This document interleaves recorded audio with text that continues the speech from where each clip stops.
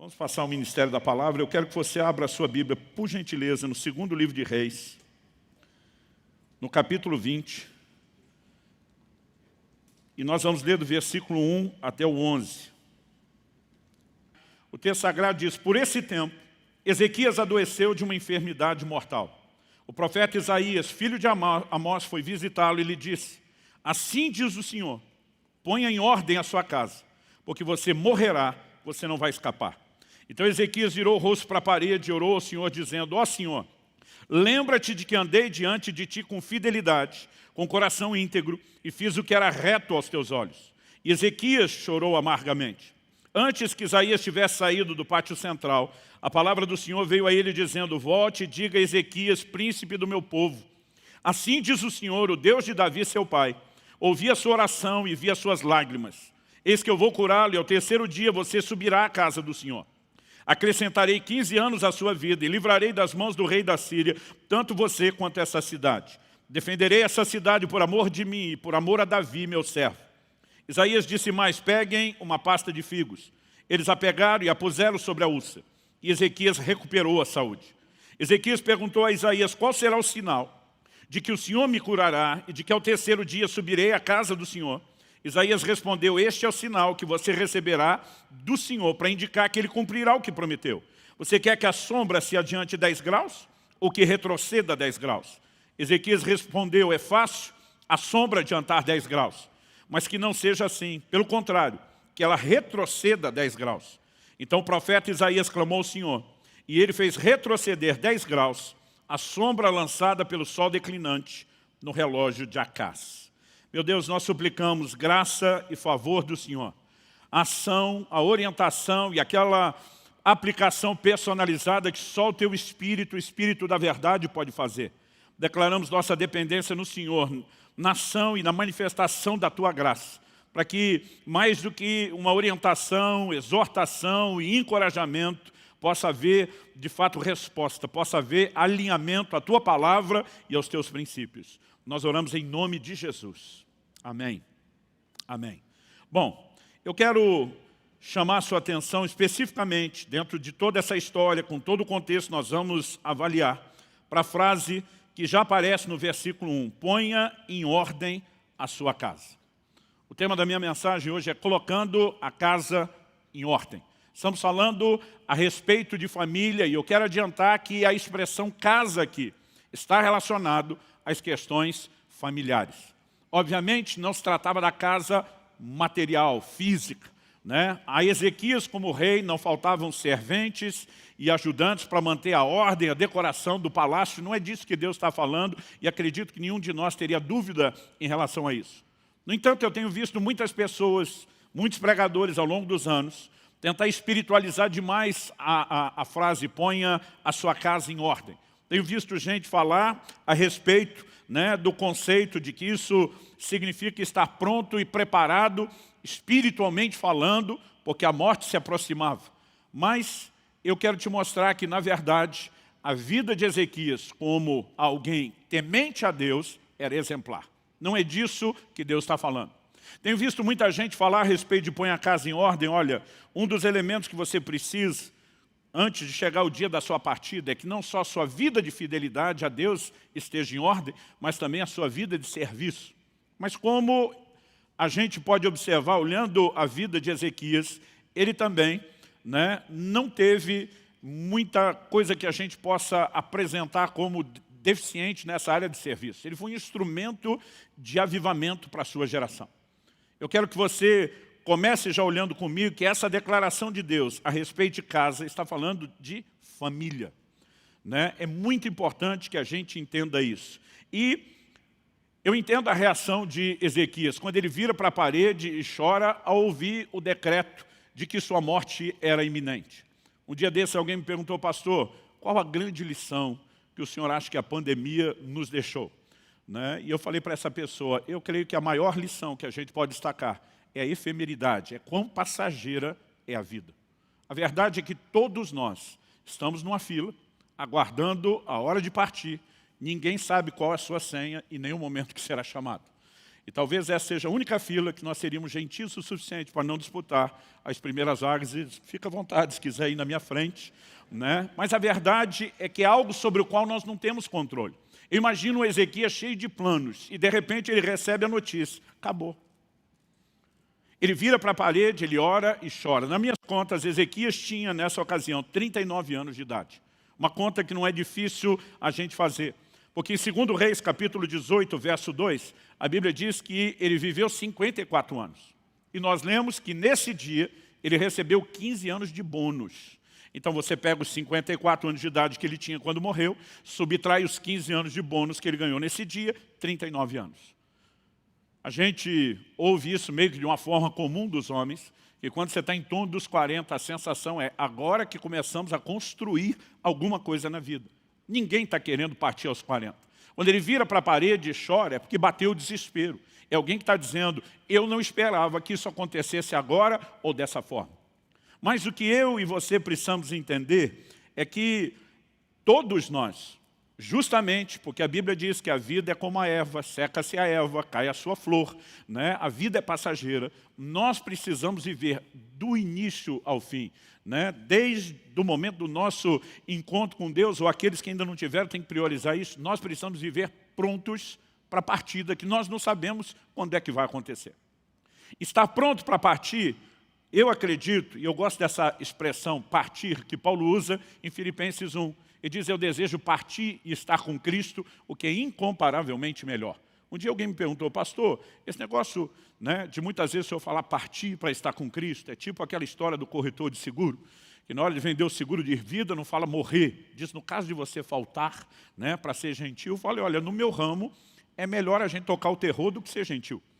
Né? Para nós é melhor dizer, você vai morrer a qualquer momento e tem que estar pronto para encontrar com Deus do que amenizar. Mas é que na perspectiva do cristão, morte não é fim de existência. É apenas a passagem para nós que temos a esperança em Cristo, para algo muito melhor que nos aguarda. Mas viver pronto para partir, se por um lado envolve esse conceito de uma vida espiritual que precisa estar em ordem, e esse conceito é bíblico. Por exemplo, o apóstolo Paulo em 2 aos Coríntios, no capítulo 1, no capítulo 5, perdão, ele diz a partir do verso 1, pois sabemos que se a nossa casa terrestre desse tabernáculo se desfizer, ele está falando do corpo, temos da parte de Deus um edifício, uma casa não feita por mãos humanas, eterna nos céus. E por isso, neste tabernáculo gememos, desejando muito ser revestidos da nossa habitação celestial, se de fato fomos encontrados vestidos e não nus. Ou seja, precisamos estar prontos para o momento da partida. Mas estar pronto não é apenas ter a vida espiritual em ordem. E eu quero destacar que isso Ezequias tinha. Ezequias foi um homem de fé. A Bíblia fala dele, por exemplo, em 2 Reis 18, nos versos 5 e 6, a Bíblia diz assim, Ezequias confiou no Senhor, Deus de Israel, de maneira que não houve ninguém como ele entre todos os reis de Judá, nem antes nem depois dele. Porque se apegou ao Senhor, não deixou de segui-lo e guardou os mandamentos que o Senhor ordenou a Moisés. O cara vira para a parede na hora que recebe a notícia, chora e diz para Deus, o Senhor sabe que eu tenho andado diante de ti com inteireza de coração. Eu guardei os seus mandamentos. Você pode fazer uma afirmação dessa para alguém que não te conhece e enganar. Você dizer isso para Deus, o Senhor sabe que eu te honrei, o cara tem que ter andado na linha. Ele não apenas tinha uma conduta correta, mas a Bíblia destaca a confiança que ele tinha em Deus. A obediência era resultado dessa confiança. Quando Senaqueribe, rei da Síria, e a Síria por muito pouco não se tornou o que Babilônia veio a ser logo depois, o primeiro império de proporção mundial, quando ele bate no portão da casa de Ezequias, ameaçando destruir Jerusalém e conquistar o reino de Judá, e manda uma carta de ameaça. Ezequias, junto com Isaías, levam a carta e estende diante do Senhor, e o posicionamento de Ezequias para Deus é, nós somos o povo da tua aliança, a afronta não é contra nós, a afronta é contra o Senhor. Vê o que é que o Senhor vai fazer a respeito do seu problema. A Bíblia diz, naquela noite, um anjo só, fez um strike no arraial da Síria. Mais de 185 mil soldados foram mortos, eles bateram em retirada, Israel sequer lutou, porque Deus os defendeu. Ele era um homem que vivia intervenções de Deus. Nessa hora mesmo com um decreto que não se tratava apenas de um diagnóstico médico. Uma coisa é o médico dizer, olha, você vai morrer. Não há expectativa nenhuma pela medicina para que a gente mude o seu quadro. A outra é quando o profeta, do calibre de Isaías, né, que nenhuma palavra dele deixou de se cumprir, chega e diz, Deus disse que você vai morrer. Porque quando o médico disse, ainda pode correr a Deus para reverter. E quando Deus diz? O Ezequias diz, eu recorro a Deus mesmo. E ele pede por mais tempo de vida, ele pede por cura. Ele recebeu isso da parte de Deus. Ele era um homem de fé. Não só isso. O profeta Isaías nem foi muito longe e Deus diz, volta e muda o decreto. E ele volta e diz, o Senhor vai te curar, no terceiro dia você sobe à casa do Senhor. O abusado do Ezequias diz o seguinte, toda vez que você tem uma palavra profética, tem um sinal que acompanha. Eu quero coletar meu crédito. Qual o sinal de que essa palavra vai se cumprir? E Ezequias recebe de Isaías o que eu chamo uma proposta de sinal interativo. Ele diz, se você quer que a sombra do relógio de Acas avance 10 graus, tecle 1. Se você quer que retroceda, tecle 2. Está dizendo, é você que escolhe. E o abusado de Ezequias diz, avançar é fácil. Ainda que eu vá acelerar o tempo, avançar, a sombra acontece todo dia. Ele diz, eu quero é que retroceda. Agora pensa, ele já recebeu a palavra de que vai ser curado. Mas só para ter o sinal que confirme, o abusado de Ezequias diz, eu creio que Deus pode mexer na estrutura inteira do universo, só por causa de mim. E viu o sinal acontecer.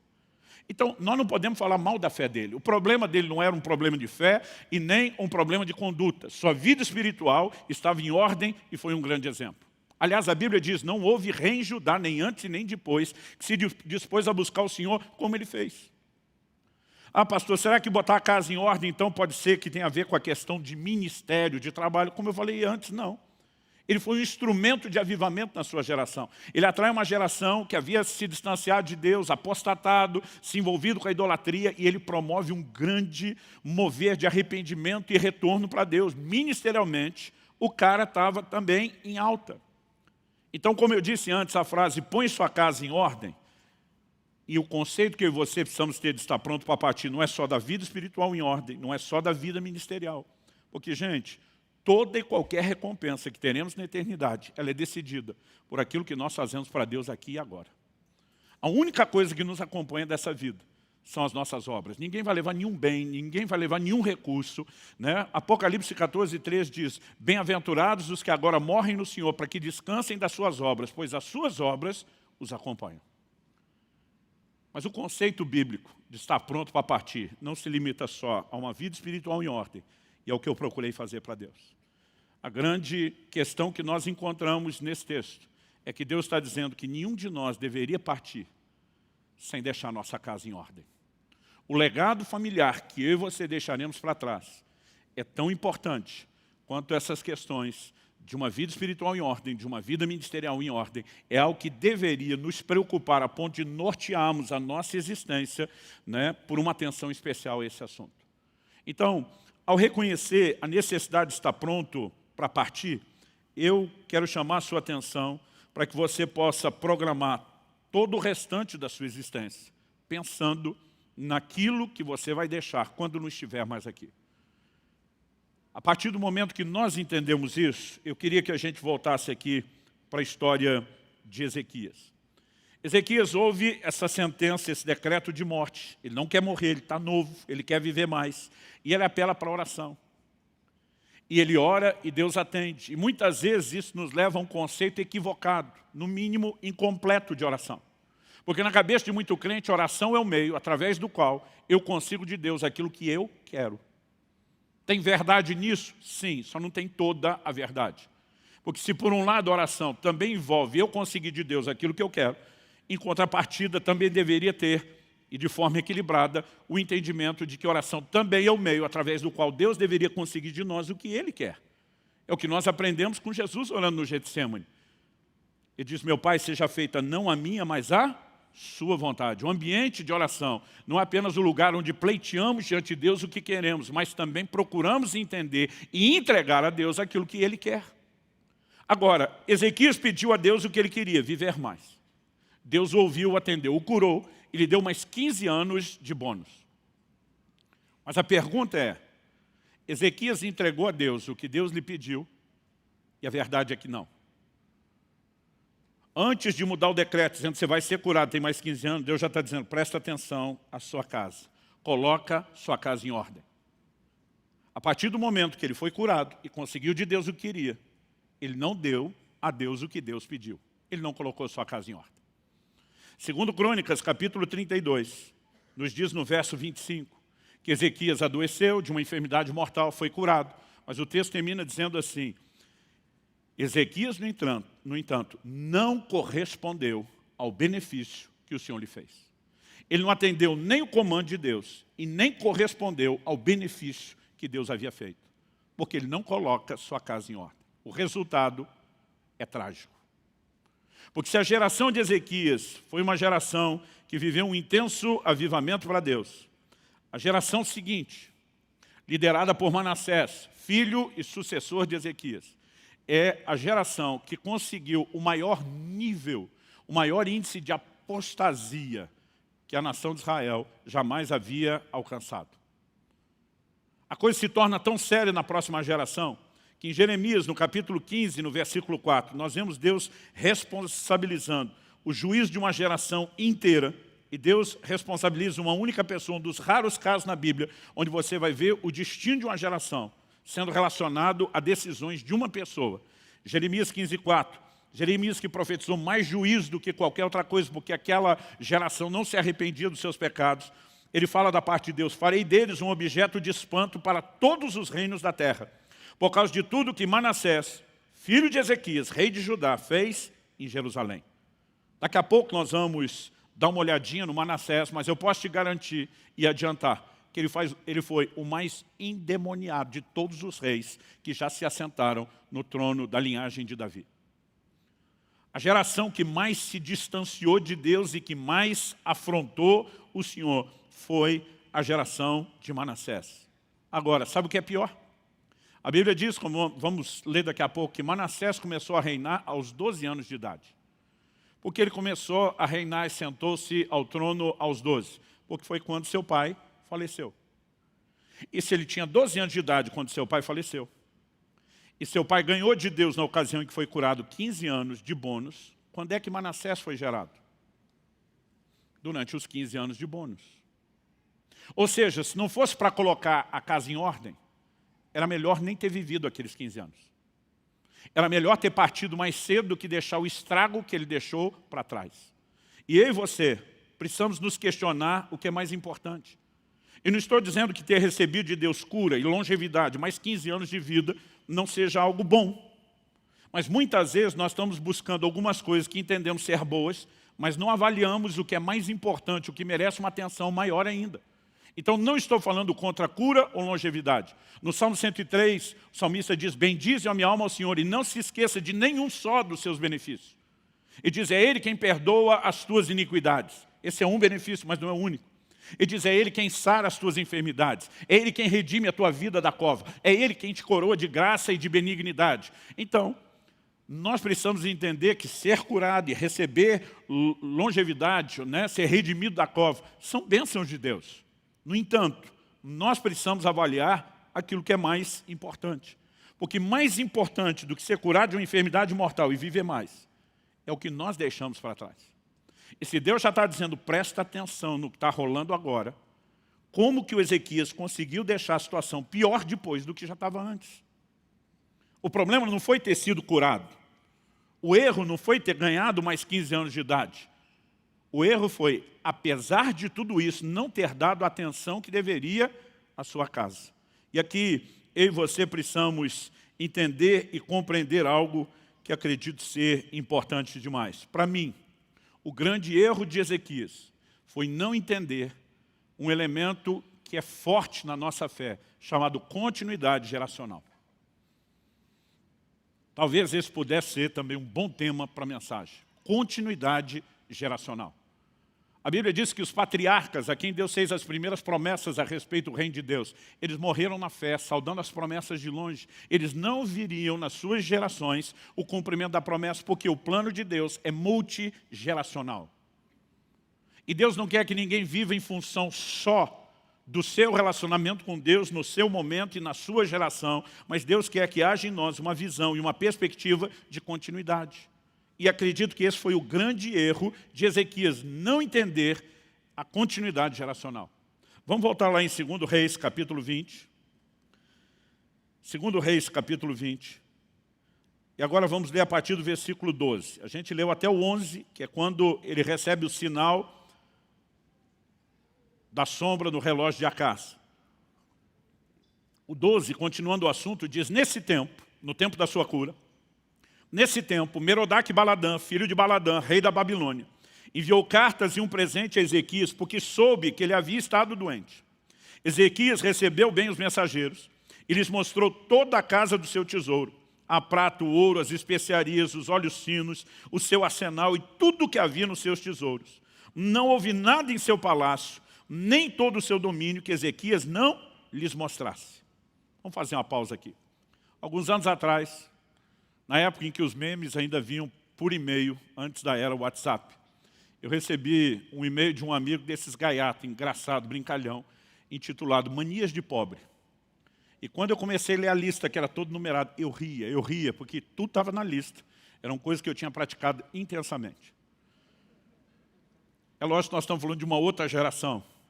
Então aquele negócio de botar bombril na antena da televisão para melhorar o sinal, lamber a tampa do iogurte para não desperdiçar nada, né? Eu ia lendo aquilo tudo e rindo. E uma das coisas que estava na lista, lá dizia, mostrar a casa para as visitas.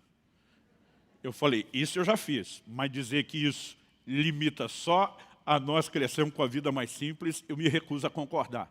Porque quem mais tem é quem mais se orgulha de mostrar o que tem. Quando Ezequias faz questão de mostrar para esses mensageiros todo o seu tesouro, é porque ele de fato queria ostentar e com orgulho tudo que tinha.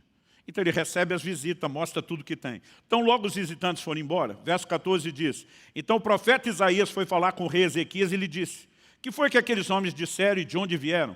Ezequias respondeu, então no verso 14, vieram de uma terra distante, da Babilônia. Isaías perguntou, o que eles viram no seu palácio? Ezequias respondeu, viram tudo o que há em meu palácio. Não houve nada nos meus tesouros que eu não lhes mostrasse. Então Isaías disse a Ezequias, ouça a palavra do Senhor.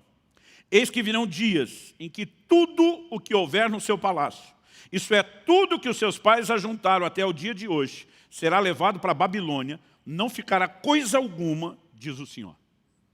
Pensa se você queria receber uma palavra profética dessa. Tudo, não só o que você juntou, material e financeiramente ao longo da sua vida, mas tudo o que seus pais juntaram, toda a herança que veio. E aqui ele está falando todo o tesouro do reino, desde as conquistas de Davi, de quem Ezequias era descendente. Ele diz, vai tudo para a Babilônia, para o lugar desses mensageiros que viram tudo que você tem. Não vai sobrar nada, não vai ficar coisa alguma. Eu não queria receber uma palavra profética dessa, mesmo não tendo os tesouros dele. No verso 18 a coisa piora. Ele diz, dos seus próprios filhos, alguns dos seus próprios filhos, gerados por você, serão levados para que sejam eunucos no palácio do rei da Babilônia. Se a primeira notícia de perda material é ruim, a segunda é pior ainda. Por que é pior ainda? Porque a linhagem dele não apenas seria levada em cativeiro, não apenas seriam feitos escravos vivendo no exílio, mas ele claramente está dizendo que seriam feitos eunucos no palácio do rei da Babilônia. Isso era um senso comum em todos os lugares, né, dos povos do mundo antigo, que um eunuco, quando feito eunuco, era castrado. Ele serviria no palácio sem ser uma ameaça ao harém do rei, basicamente. Isso significava que os filhos não só viveriam longe, distante, em condição de escravidão, mas que a continuidade geracional seria comprometida. Então, se a primeira notícia é ruim, a segunda, pior ainda. Mas olha a reação de Ezequias no verso 19. Então Ezequias disse a Isaías, boa é a palavra do Senhor que você falou. Pelo amor de Deus, gente. Como alguém pode ouvir essas duas notícias terríveis e dizer boa palavra? Eu não consigo imaginar nenhuma criatura recebendo uma palavra profética dessa. Glória a Deus, aleluia, que bênção. Sonho de consumo. Agora, por que o camarada disse que a palavra é boa? O verso 19 explica. Pois ele pensava assim, enquanto eu viver, haverá paz e segurança. Ué, Deus está dizendo que o negócio vai acontecer com os filhos. Ele ainda nem gerou o primeiro filho, que é o sucessor, que é Manassés. Ele diz, até esse negócio acontecer, eu já estou no fim dos meus 15 anos de bônus.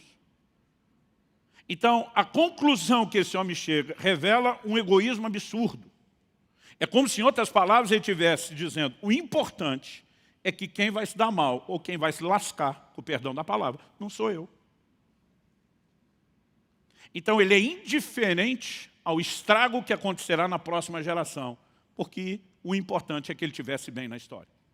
Aqui nós estamos falando de um homem de fé, um homem de caráter e de princípios, um homem de realizações no reino de Deus, mas que estava, com o perdão da palavra, se lixando para a próxima geração.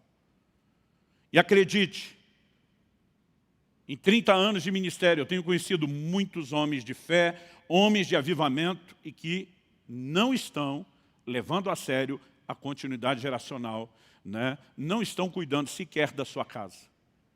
E Deus está dizendo que está pronto para partir. Não é apenas você ter a sua fé com Deus em ordem ou o seu trabalho. Nós precisamos ter olhos para a próxima geração. Quem está entendendo, diga amém.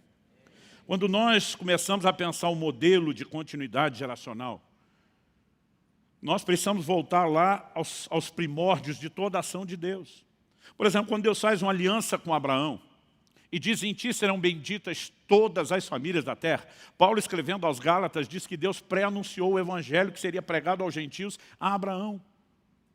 Deus está dizendo, eu não quero abençoar só você, eu quero fazer algo em você e na sua linhagem para que isso transborde para a terra inteira. Mas se você olhar Gênesis capítulo 18, verso 19, se puder me acompanhe, Gênesis capítulo 18, versículo 19. Olha o que Deus fala sobre Abraão. Deus diz assim, porque eu o escolhi para que ordene aos seus filhos e à sua casa depois dele, a fim de que guardem o caminho do Senhor, pratiquem a justiça e o juízo, para que o Senhor faça vir sobre Abraão o que lhe prometeu. Deus está dizendo, eu fiz uma promessa, de que em ti serão benditas todas as famílias da terra. Mas Abraão, vamos deixar claro uma coisa? Eu escolhi você para que você ordene sua casa, seus filhos depois de você, que guardem o caminho do Senhor, que pratiquem a justiça e o juízo, porque essa é a única forma de que aquilo que eu prometi sobre você se cumpra e se torne realidade. Se você não estiver focado na preparação das próximas gerações, não adianta ter uma promessa. Cada geração precisa entender que o grande propósito de Deus para ela não é apenas o que ela vai experimentar em Deus nos seus dias, mas é o que ela está construindo para as próximas gerações. Eu estava conversando esses dias com um outro pastor amigo, e ele falou de uma frase que ele ouviu ou leu recentemente que o deixou em choque. Ele diz, nós estamos a uma geração da apostasia e da extinção da nossa fé. A uma geração. A responsabilidade de cada geração não é só manter a chama acesa, a semelhança de uma corrida de bastão. Nós precisamos comunicar isso. É por isso que você vai ver o tempo todo ênfases na Bíblia. O que vimos e ouvimos de nossos pais. Uma geração anunciará a outra geração. E o tempo todo nós vemos que essa é a grande responsabilidade. Quando falamos a respeito de uma vida familiar correta, isso é muito maior do que apenas manter uma boa qualidade de vida emocional dentro de casa. É cultivar a presença de Deus, é manter acesa a chama da fé, é transmitir a aliança que nós temos com Deus. Aliás, esse era o grande propósito do rito da circuncisão. Eu não sei como você lê a Bíblia. Eu gosto sempre de ler, tentando me colocar lá na história, me imaginando no lugar do personagem, vivenciando o ambiente, todos os detalhes. E não só para mim, mas com muitos homens, né, com quem eu já conversei a respeito. Dá um desespero na gente quando a gente está lendo o Velho Testamento e vê os detalhes do processo da circuncisão. A circuncisão, ordem que Deus deu para a partir de Abraão, toda a sua linhagem praticar, que Paulo escrevendo aos Romanos chama de o selo da justiça da fé que ele teve, o que para nós é equivalente ao batismo. Paulo escrevendo aos Colossenses fala do batismo, contendo esse papel de ser o selo da fé que a circuncisão tinha. Ela deixa nós, os homens, apavorados. Porque, para quem não sabe, a circuncisão era uma cirurgia de fimose. Era o corte do prepúcio, da carne excedente do pênis, o órgão reprodutor masculino. Agora, o sistema era bruto, gente.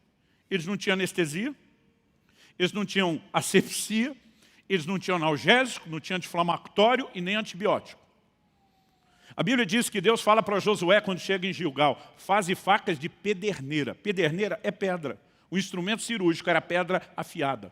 A maioria de nós, os homens, já se encolhe todo enquanto está lendo.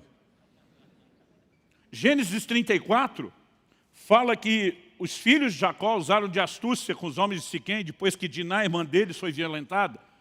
E eles propõem, olha, a única forma da nossa filha ser dada em casamento ao homem que a violentou é se vocês se considerarem que é o rito da nossa família. E até aí eles não estavam mentindo.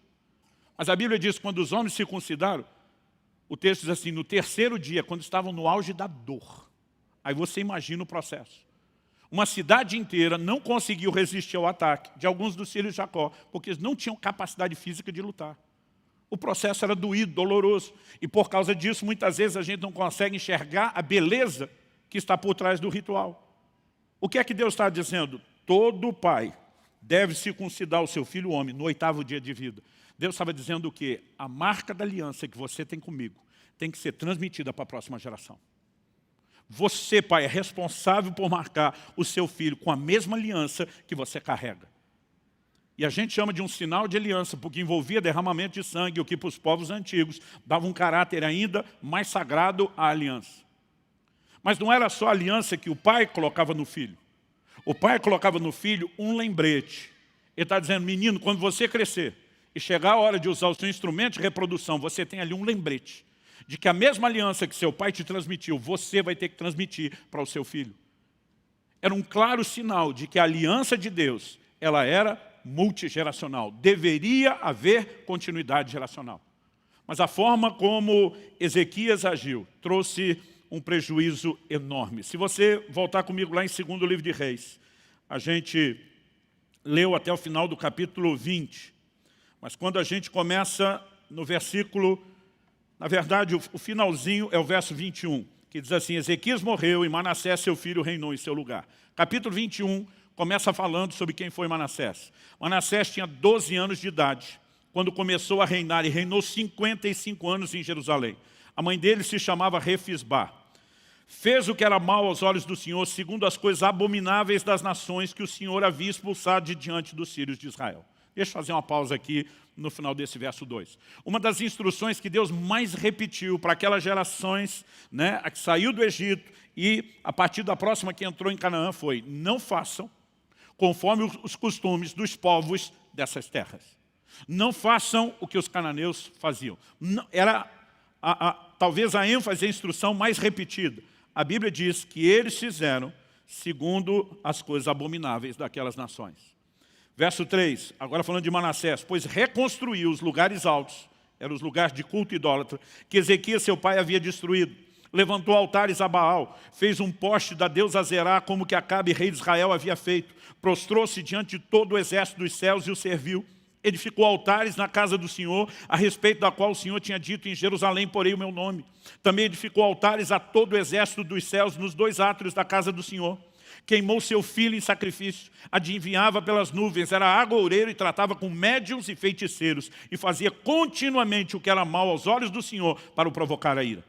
Também pegou a imagem de escultura da deusa Zerade que ele tinha feito e a colocou no templo, a respeito do qual o Senhor tinha dito a Davi, seu filho Salomão, neste templo e em Jerusalém, que escolhi de todas as tribos de Israel, porei o meu nome para sempre.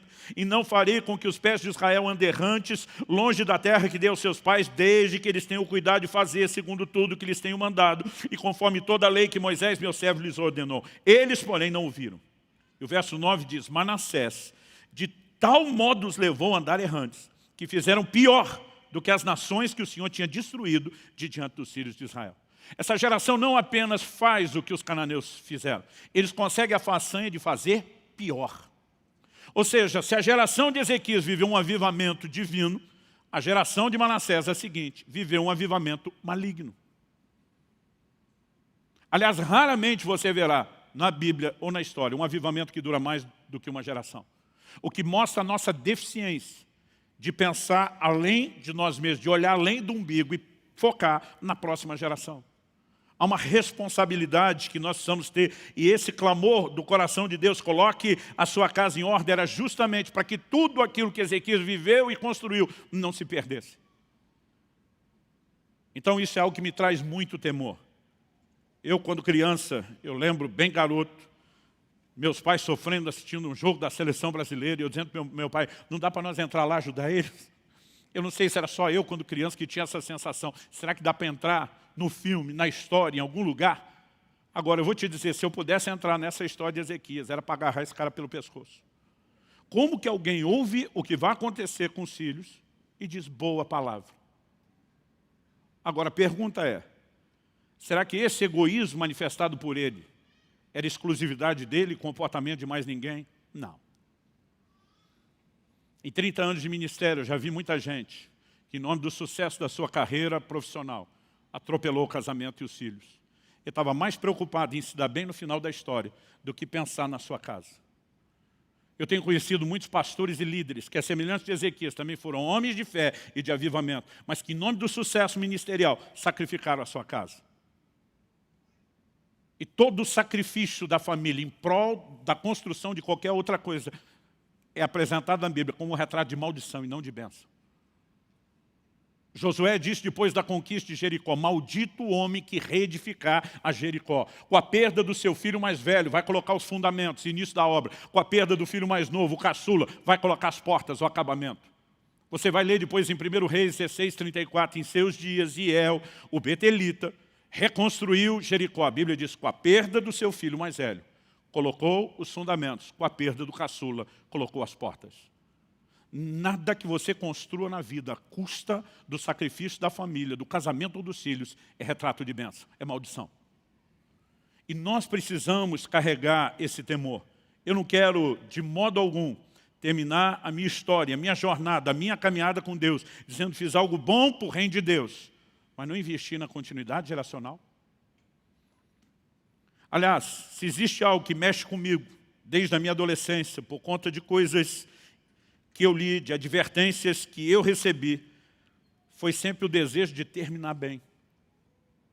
Gente, algumas estatísticas dizem, estou falando agora de ministros do Evangelho. A estatística foi levantada nos Estados Unidos, mas não é muito diferente no resto do mundo. Tem variações para mais e para menos, dependendo dos lugares. Cerca de 80% dos ministros não terminam bem suas carreiras. Não estou dizendo que terminaram desviado, mas arranhado em algum lugar, né, a sua história de integridade, em alguma área. Houve uma época em que minha briga era ser parte dos 20%. Hoje tem sido mudar essa estatística dos 80%.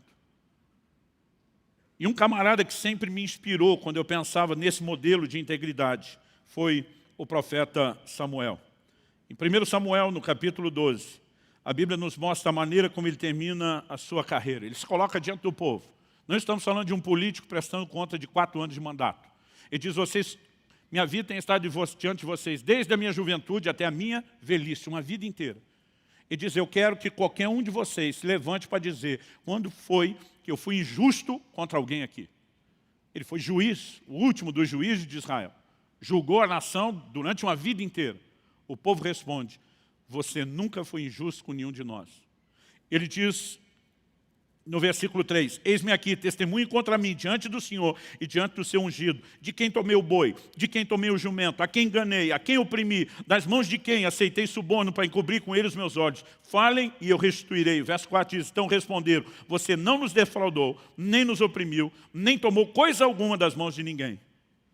Ele não contente, ainda diz, o Senhor é testemunha contra vocês e também o seu ungido é testemunha hoje de que vocês não encontraram nada nas minhas mãos. O povo confirmou, Deus é testemunha. Tipo, ninguém aqui está de brincadeira. Eu dizia, Deus, eu quero terminar que nem Samuel.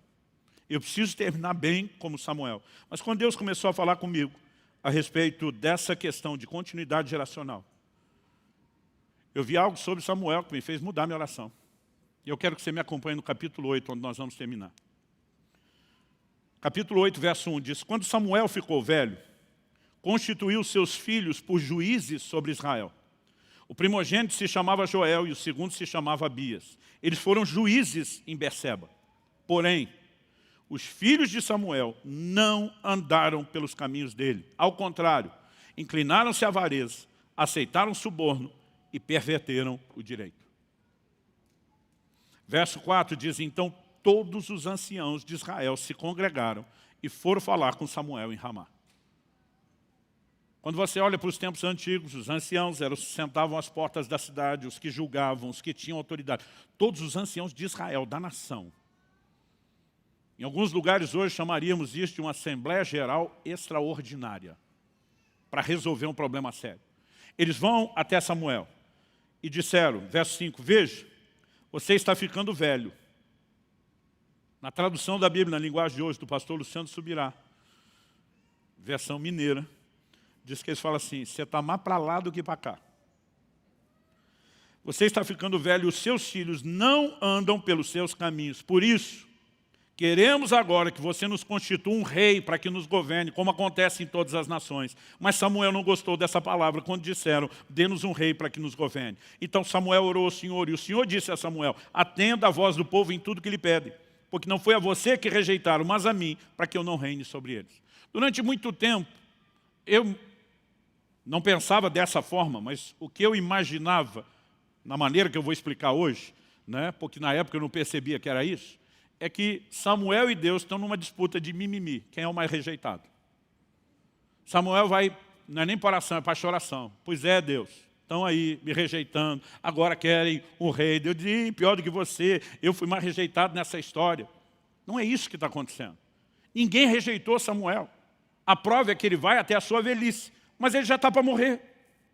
Então imagina nas entrelinhas, esse povo está dizendo para ele, véi, no caso era velho mesmo, né? Véi, se tu vivesse mais 100 anos, a gente estava fechado contigo mais 100 anos. Se vivesse mais 200, a gente estava fechado mais 200. Você foi um homem íntegro, ninguém tem o que falar. Nenhuma das suas palavras caíram por terra. Deus estava contigo. Ninguém quer abrir mão disso. Mas o problema é que você já está partindo. E você largou uma bucha, um enorme de um problema para nós. Porque os seus filhos que você está colocando como seus sucessores não andam nos seus caminhos. Eles não são uma continuidade daquilo que você foi. Eles nem sequer te representam. Se eles fossem como você, nós aceitaríamos eles como te aceitamos. Mas do jeito que você está deixando essas crias, não dá para engolir. Ele diz, então nós preferimos ter um rei como as outras nações têm. Nós queremos que haja regras do reino. E Samuel, antes de estabelecer Saul, ele começa a falar a respeito das regras do reino, porque essa era a reclamação. Aí, enquanto Samuel está chorando diante de Deus, me rejeitaram, Deus está olhando para ele e dizer, cabeção, você acha que o prejuízo é seu? Porque sua continuidade geracional não vai estar no governo? Deus diz, o prejuízo é meu.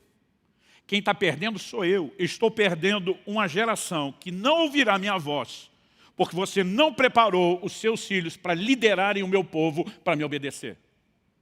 E eu e você precisamos entender que, no final das contas, lucro ou prejuízo tem mais a ver com aquilo que nós deixamos do que com aquilo que nós fizemos.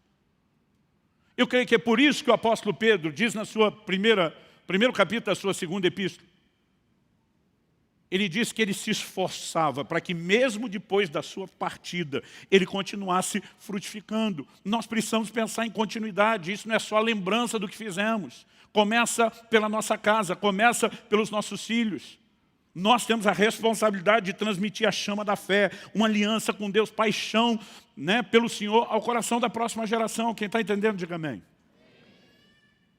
Então, na hora que eu e você partimos, o maior sucesso não diz respeito ao que eu e você construímos, mas aquilo que nós deixamos, principalmente não só em termos da nossa fé, mas da continuidade da nossa fé nos nossos familiares.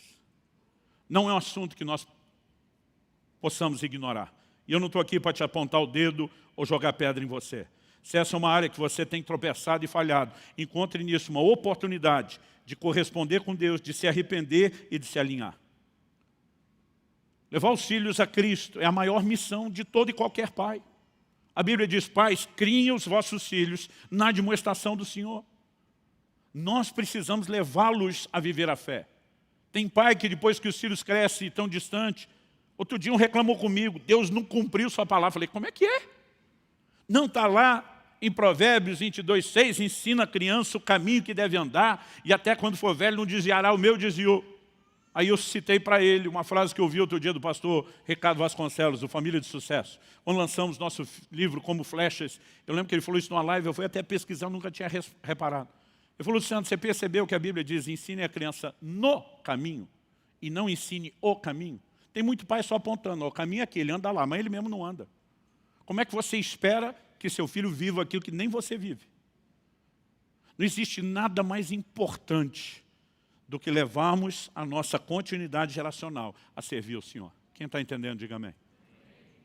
Agora, se você errou, tem que existir a disposição de buscar estabelecer consertos, de buscar reverter o quadro. Pastor, eu não sou perfeito, nenhum de nós é. Pastor, eu não sabia tudo, nenhum de nós sabe. Mas a questão é que alguns de nós usamos os recursos divinos e outros não. Eu já falei várias vezes aqui, meu pai cresceu num lar completamente desestruturado. Ele não teve modelo e referência nenhuma. E hoje, quando eu olho para trás, eu vejo que meu pai falhou em questões que eram básicas. Mas sabe onde ele ganhava terreno? No joelho. O tempo todo ele estava diante de Deus dizendo, eu não sei como fazer, eu nunca vi um modelo funcional de perto, eu preciso da ajuda dos céus. Eu preciso que o Senhor haja no coração de meus filhos. A gente ouvia ele o tempo todo dizendo, eu não gerei filho para o pecado, eu não gerei filho para o mundo, eu não gerei filho para o diabo e nem para o inferno. Eu gerei filhos para Deus. E ele lutava continuamente diante do Senhor. E a gente via mesmo em situações onde talvez ele não soube como lidar, a graça de Deus se manifestando, o sobrenatural interferindo. E eu quero te dizer, ainda dá tempo de lutar pela sua casa. Porque se Manassés foi o mais endemoniado de todos os reis, algo que nós não podemos esquecer, quando você termina a história de Manassés, é que esse camarada acaba se arrependendo e se voltando para Deus. E se Manassés teve chance e oportunidade, não diga você que o caso dos seus filhos ou netos são perdidos. O que muitas vezes está nos faltando é lutar e batalhar devidamente por eles em oração. E eu queria que você ficasse em pé e a gente pudesse terminar com o tempo de oração.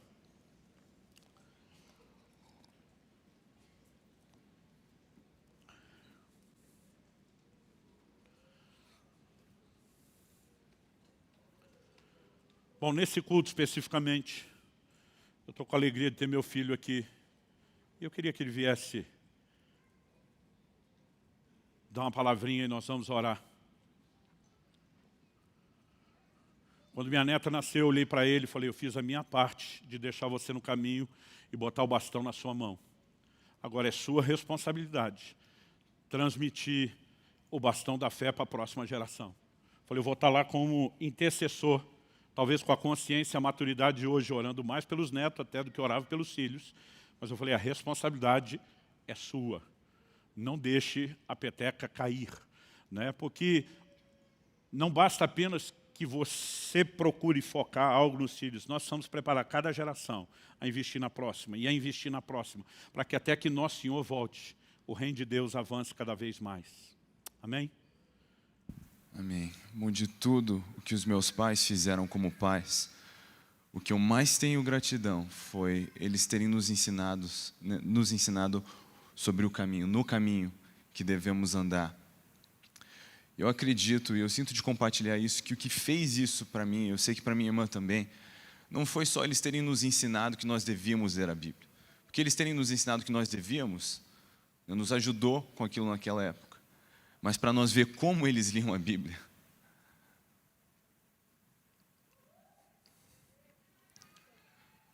Não foi eles terem nos ensinado acerca de orar, foi ver eles orando. E muitas vezes tem pais que tentam ensinar seus filhos acerca da importância das coisas, mas sem praticar não vai ter como. Nós precisamos liderar pelo exemplo e hoje eu já digo isso como pai, né? Não só filho, eu tenho tentado repetir isso na vida da minha filha. Que desde hoje, as primeiras coisas que ela está aprendendo são aquelas brincadeiras que a gente faz, de onde Jesus mora. E antes de orar, ela juntando as mãozinhas, e a gente já tem expondo ela a esse ambiente. Se nós conseguimos expor os nossos filhos a essa paixão, eles vão conhecer a verdade. Sabe por que a verdade liberta? Conhecer a verdade liberta? Porque não tem verdade mais bela. Então, em casa, nós líamos a Bíblia, orávamos desde criança, muitas vezes até com a ajudinha de uma regra. Mas quando eu saí de casa, eu continuei exercendo essas coisas porque elas não eram práticas de família. Era um relacionamento com Deus. Nós precisamos entender que nós estamos preparando nossos filhos para andar em lugares que nós não vamos andar. O importante não é que eles amem ao Senhor conosco, o importante é que eles aprendam a amar ao Senhor. Em Deuteronômio 6, nós temos esse mandamento importantíssimo que depois Jesus fez como referência do mandamento mais importante. E além de ensinar, né, o Senhor como andar, que amássemos Ele de todo o coração, alma e força, Ele falou, né, ensine isso aos seus filhos, quando eles se acordarem, quando eles forem dormir. Diante do noivo, ninguém pode ter uma lanterna acesa com óleo emprestado. Nós temos essa responsabilidade individual e precisamos preparar nossos filhos para isso. O meu motivo de maior gratidão, Pai, foi o seu ensino e o seu exemplo. Meu maior gratidão, Mãe, o seu ensino e o seu exemplo. Eu não sei quantas vezes, mesmo quando o papai viajava e estava fora, eu vinha conversar com você e você falava para mim, explicava sobre o que ele estava fazendo. Comparava ele com o que eu estava assistindo nos Storykeepers, o desenho da igreja, falava do apóstolo Paulo e eu pensava, uau, papai é meu herói. Eu não sei quantas vezes a gente abriu a porta do quarto, eu lembro disso tantas vezes, ver você lendo a Bíblia e chorando. E às vezes criança perguntar, está tudo bem? E você dizia sim, Deus só está falando comigo aqui. Esse exemplo foi demais. Você vai observar mesmo em Josué, agora conduzindo o povo. Antes disso, você vê que ele sempre estava com Moisés, antes mesmo de ser escolhido como aquele sucessor, ele já estava seguindo Moisés. Mas quando ele é o líder, você vai ver o tempo inteiro Josué dizendo como Moisés dizia, como Moisés fazia. E eu queria trazer esse lembrete prático de que nós precisamos liderar pelo exemplo. Porque o que mais machuca, e na minha experiência, mesmo fora do Brasil e aqui, quando eu vejo pessoas afastadas, sem brincadeira, assim, mais da metade do tempo, foi ser machucado com hipocrisia. Meus pais diziam isso, faziam a gente fazer isso, mas não viviam isso. Nós precisamos dar esse exemplo. Isso é chamativo, é convidativo. E foi o que eu acredito que mais, desde criança, chamou a minha atenção para querer seguir ao Senhor. E nós precisamos lembrar de outra coisa. É importante que a gente exponha os nossos filhos às lutas. Muitas vezes a gente quer poupar eles das dores, mas a gente precisa expor ele às lutas. Porque as lutas que nós enfrentamos e com Deus vencemos são os monumentos que eles vão ter. Várias vezes os meus pais sentavam conosco e diziam, olha, nós estamos passando por isso, temos esse desafio, mas nós vamos ver o Senhor agir. E a gente orava como família, adivinha só, nós vimos o Senhor agir. E isso foi encorajando, alimentando a minha fé. Nós precisamos ter discernimento de entender esses momentos. Eu lembro de uma vez que minha irmã machucou o dedo, eu, acostumado com aquele ambiente que nós fazíamos, eu orei por ela, o dedo dela foi curado. E várias vezes, quando apareciam desafios, meus pais me lembravam, você não lembra de quando você orou pela sua irmã e o dedo dela foi curado? Você não lembra de quando você pediu para Deus um videogame e Ele te deu? E isso foi reafirmando a minha fé de novo e de novo. Mais do que qualquer coisa que eu experimentei em conferência ou na igreja, foi o evangelho que nós vivemos em casa. Não por ser a família do pastor, mas por ser uma família que segue a Jesus. E voltando nessa questão da coerência, do exemplo e da autoridade, porque você presta atenção, as multidões, elas surtavam com o ensino de Jesus, porque ele falava como alguém que tinha autoridade, sem hipocrisia, não era como os escribas, como os fariseus, alguns dos escribas. Ele ensinava com autoridade, porque ele vivia tudo o que ele estava falando. Ele só falava o que ele via o pai falar. Ele só fazia o que ele via o pai fazer. Meu pai muitas vezes sentou comigo e falou, filho, você não pode fazer isso, porque a Bíblia diz isso. Mas essa não foi a única experiência que eu tive. Eu me lembro de diversas vezes que meu pai se sentou comigo e falou, filho, eu preciso te pedir perdão, porque eu fiz isso. E a Bíblia diz que eu não devo fazer isso dessa maneira. E se nós vivemos assim, e amamos ao Senhor de todo o coração, e expomos os nossos filhos a isso, isso vai ser contagiante. Nós precisamos preparar eles para andar em lugares que nós não vamos andar. A gente precisa ensinar eles não a amar ao Senhor conosco, mas ensiná-los a amar ao Senhor, para que um dia, quando eles estejam distantes, longe de nossas casas, eles continuem fazendo isso. Por que tanta gente desvia com 18 anos ao sair de casa? Porque estava queimando com óleo emprestado. E é isso que nós precisamos transmitir aos nossos filhos. Para que, trabalhando com todo amor e intensidade, se não testemunharmos com os nossos próprios olhos o retorno do Rei, vamos preparar os nossos filhos para testemunhar esse retorno. Se não ver esse retorno, para preparar os seus filhos para ver a volta do Senhor Jesus, até que Ele venha. Precisamos amá-lo de todo o coração, ensinar os nossos filhos a fazer o mesmo. Com toda energia, toda intensidade, até a última flecha. Porque não tem outro motivo para estarmos aqui senão esse. Essa tem que ser a prioridade de nossas vidas. E eu quero lembrar isso para você hoje, pai, como filho. Eu estou dizendo aqui, diante dos meus pais, a coisa mais importante que eles me deram Foi um ensino acerca do Senhor e o exemplo. Não teve viagem, não teve presente, não teve aniversário, não teve brinquedo, não teve nada mais importante do que isso. E é exatamente isso que é a minha oração, que eu quero dar isso para os meus filhos. Hoje eu só tenho a primeira, a minha filha, mas todos os dias a minha oração é: Senhor, me ajuda a educá-la, a criá-la além da minha capacidade. Eu preciso da sua mão, do seu auxílio. Porque eu não estou só, meus filhos são flechas, eu estou preparando eles, eu já digo eles plural, pensando nos que a gente vai ter, né? Tem a primeira. Mas essa é a minha visão, de preparar os meus filhos para o reino. Eles são guerreiros, eles vão ser enviados. E eu sei que eles vão caminhar em dias mais difíceis do que os meus dias. Né? Moisés preparou um Josué para andar em lugares que ele não ia andar. Nós precisamos entender isso. E com o auxílio de Deus, preparar os nossos filhos para amar e servir ao Senhor, em mesmo lugares que nós não vamos caminhar. Você recebe essa palavra?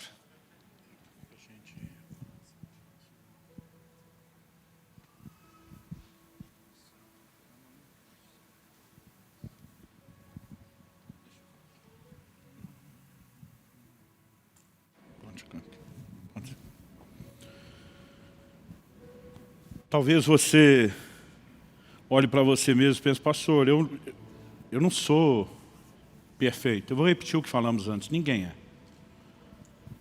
Talvez muitas das coisas que marcaram meus filhos não foram aquelas que a gente só fazia direito, mas aqueles momentos onde com vergonha a gente chamava e dizia: papai errou, papai falhou. Quando a gente se dispõe a ser modelo, a gente tem que conseguir inspirá-los até na forma como a gente conserta aquilo que fizemos de errado. Eu chamei minha filha aqui também, porque um dia desse um pastor me perguntou: Luciano, qual a sua maior realização ministerial? Eu falei: cara, tu já teve mais de 50 países, já plantou igrejas, já tocou tanta gente, são tantos milhões de visualizações, livros espalhados. Para onde você olha que você tem a sua maior realização ministerial? Eu falei para ele: minha realização ministerial são 2 pessoas. A minha maior são 2 pessoas servindo a Deus, os meus filhos. Porque se tivesse feito tudo o que fiz e não tivesse conseguido ajudar eles, eu estaria numa situação delicada diante de Deus. Aliás, o próprio Paulo fala sobre aquele que almeja o episcopado. Ele diz: tem que governar bem sua casa. Porque se não sabe cuidar da sua casa, como é que vai governar a igreja de Deus? E nós temos um trato aqui com todos os pastores. Isso não significa que os filhos não possam vir a ter problemas. Eles têm escolhas, a capacidade de fazer escolhas. Mas nós temos um trato.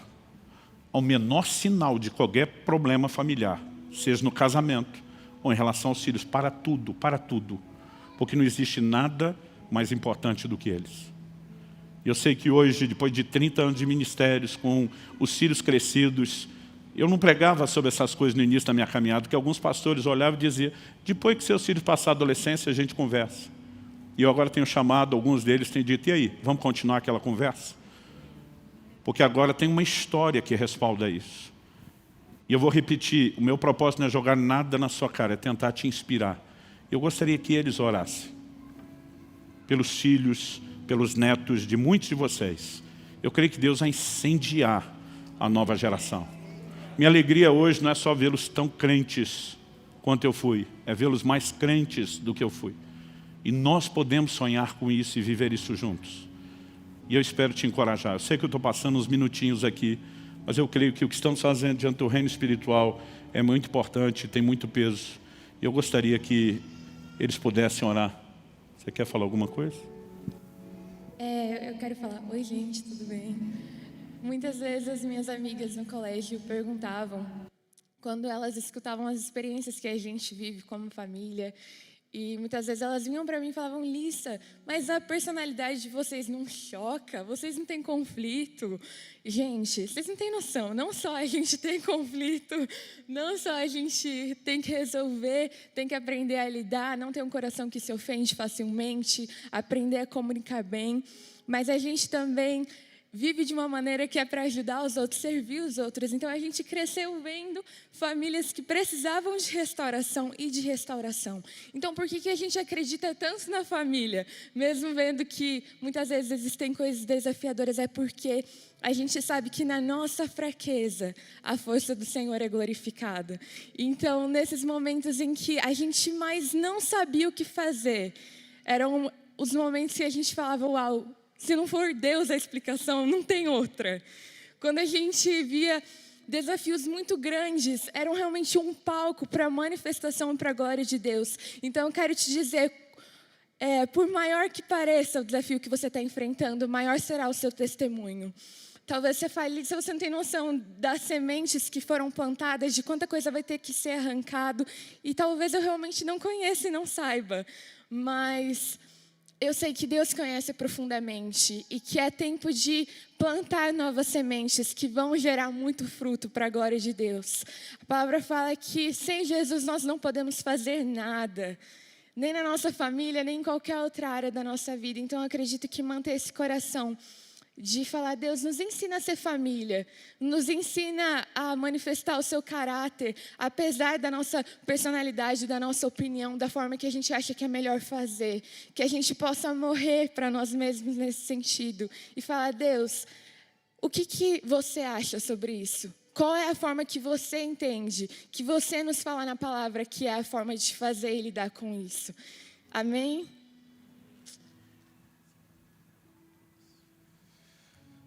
Senhor, nós te agradecemos pela sua voz que nos conduz, a tua mão que nos guia, nos protege.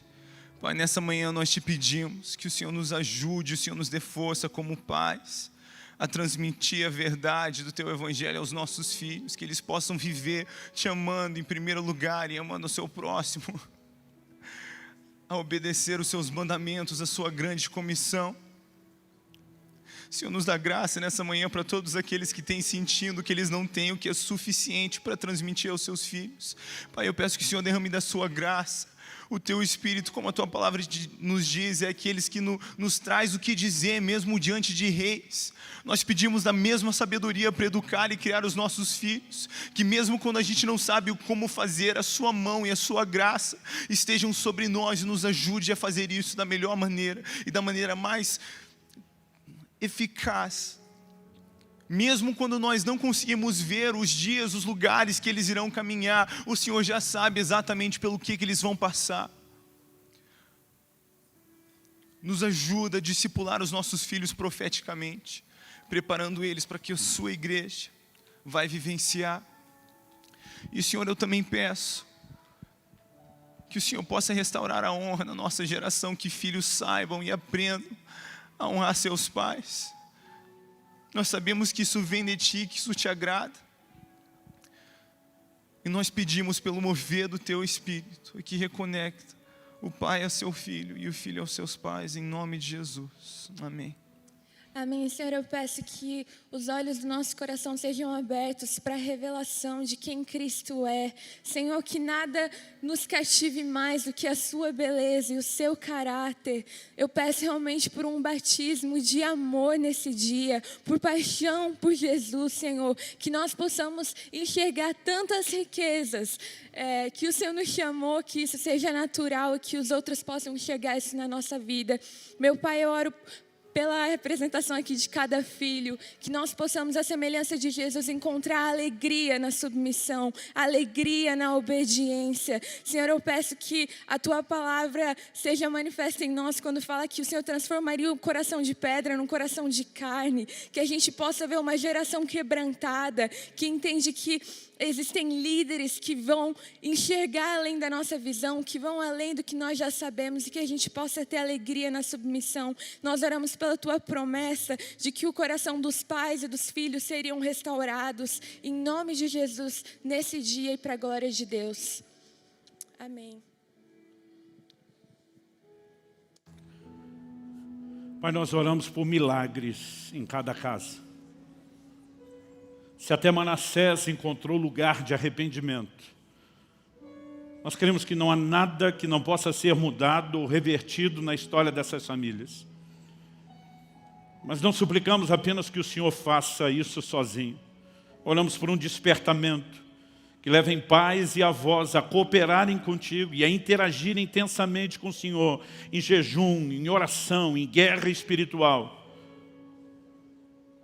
para que o destino da próxima geração seja profundamente afetado. O Senhor falou ao nosso coração que seriam dias não apenas de ensino sobre família, mas onde ventos de restauração soprariam sobre essa casa. E eu oro por cada um dos meus irmãos e irmãs nesse lugar, por aqueles que nos acompanham pela transmissão. Eu oro pelo toque de vida do Espírito Santo. Em nome de Jesus. Em nome de Jesus. E para a glória de Deus. Se você crê e concorda, diga amém. Se você recebe essa palavra, diga eu recebo, em nome de Jesus. Glória a Deus. Glória a Deus.